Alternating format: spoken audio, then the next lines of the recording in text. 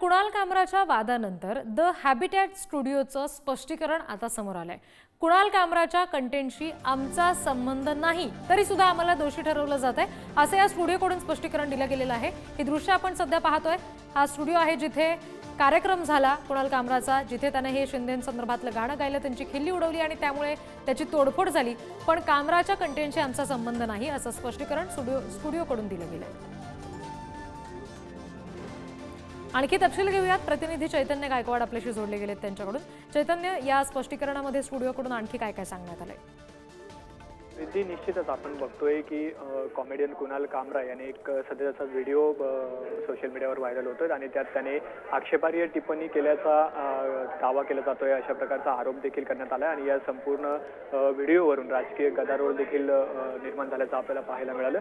आता कुणाल कामराचा हा जो व्हिडिओ आहे त्यावरून आमचा या कंटेंटशी संबंध नाही अशा प्रकारचं स्पष्टीकरण जे आहे ते द हॅबिटॅट स्टुडिओकडून देण्यात आलेलं आहे।